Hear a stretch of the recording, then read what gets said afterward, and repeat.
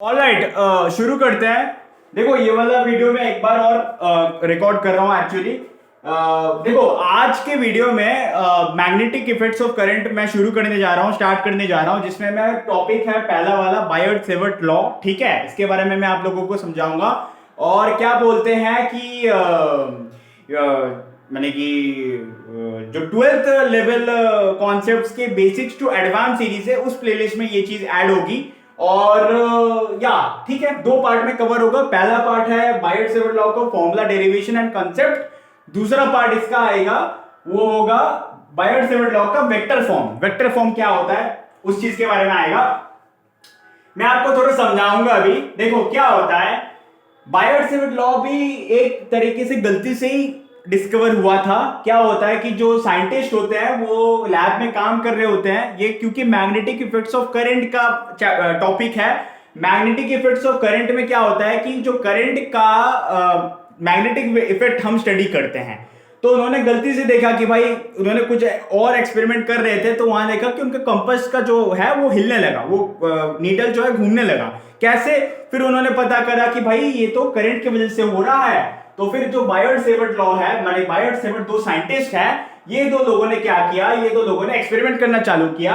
इन्होंने एक वायर लिया, वायर का एक छोटा सा सेक्शन लिया। पहला बात आप लोग याद रखना कि बायोट-सेवर्ट लॉ जो है वो स्मॉल सेगमेंट या स्मॉल एलिमेंट ऑफ वायर के लिए लागू होता है। ठीक है, तो यहां पे आप एक चीज देखो कि मैंने एक वायर का सेगमेंट लिया, छोटा सा डीएल सेगमेंट लिया, और फिर उन्होंने क्या किया कि एक पॉइंट पी पे बायोट-सेवर्ट ने क्या किया कि अपना एक्सपेरिमेंट चालू किया, अपना देखा कि क्या क्या चीज के ऊपर ये जो करंट जो फ्लो कर रहा है ना अंदर से वायर के, आई करंट जो फ्लो कर रहा है, ये आई करंट ये वायर की वजह से जो मैग्नेटिक फील्ड प्रोड्यूस हो रहा है, इसके ये जो मैग्नेटिक फील्ड है ये डीबी है, ये किन किन चीजों के ऊपर डिपेंड करता है, ये डीबी किन किन चीजों के ऊपर डिपेंड करता है, ये चीजों की स्टडी बायोट-सेवर्ट ने शुरू की।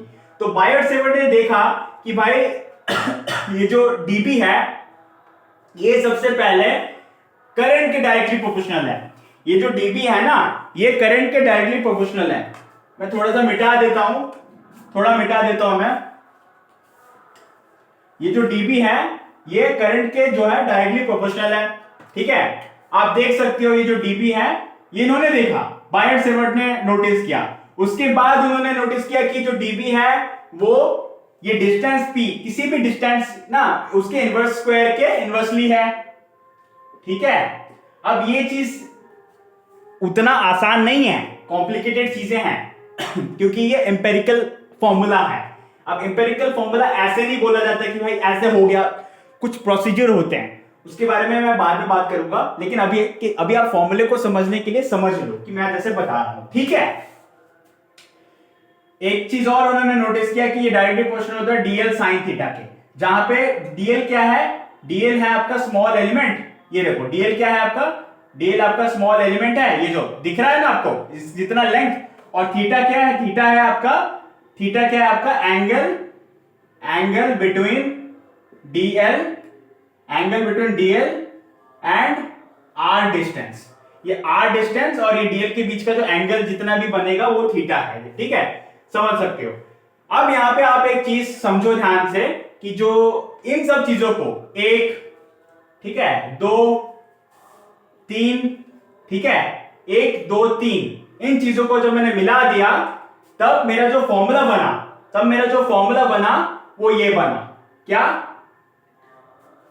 डायरेक्टली प्रोपोर्शनल टू, ये बना।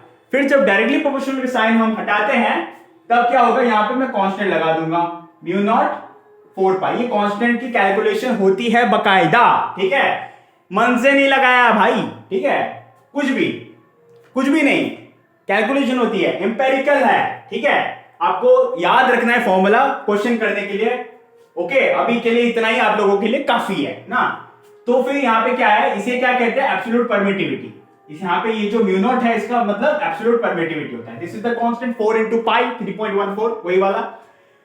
ठीक है, तो यही हमारा जो है मेन फॉर्मूला है, यही जो है हमारा मेन फॉर्मूला है बायोट-सेवर्ट लॉ का। आपको शायद समझ में आया होगा मैंने जो अभी तक आपको पढ़ाया। ठीक है, काफी दो पार्ट में मैं तोड़ दूंगा इसे। देखो ठीक है, तो आपको समझ में आया ना, मीन्स बेसिकली देखो वेक्टर फॉर्म वाला भी मत देखो, ये वाला मैं अगले अगले पार्ट में बताऊंगा, ठीक है, ये वाला भी मत देखो, ठीक है, यहां तक देखो क्योंकि चीजों को समझना बहुत ज्यादा जरूरी है, ठीक है, तो काफी छोटा सा टॉपिक है। और हाँ इसमें हाँ ये एक चीज और बताना है, यूनिट देख लो भाई, ऐसा यूनिट क्या है इसका, टेस्ला और वेबर पर मीटर स्क्वायर, और सीजीएस यूनिट क्या है, गॉस, ठीक है, तो 1 टेस्ला इज इक्वल टू में 10⁻⁴ गॉस, ठीक है, तो ये चीज को समझना बहुत ज्यादा जरूरी है, या इस चीज को समझना बहुत जरूरी है, ठीक है, तो ऐसा यूनिट जो है वो टेस्ला होता है, निकोला टेस्ला के नाम से है, और ये भी एक साइंटिस्ट के नाम से है, ठीक है, ये भी एक साइंटिस्ट के नाम से कॉमा लगा दो, और दूसरा होता है वेबर पर मीटर स्क्वायर, ठीक है, इस चीज को आप ध्यान रखना, ठीक है, क्योंकि इसकी वजह से पर मीटर स्क्वायर आ रहा है, और उससे वेबर भी एक साइंटिस्ट के नाम पे है, और गॉस भी हमारे साइंटिस्ट के नाम पे है, जो गॉस लॉ जिसने दिया था, ठीक है, और ये रिलेशन याद रखना, 1 टेस्ला इज इक्वल टू में 10⁻⁴ गॉस, इस चीज को आप ध्यान रखना, ठीक है, तो अगले वीडियो में मिलते हैं पार्ट 2 में।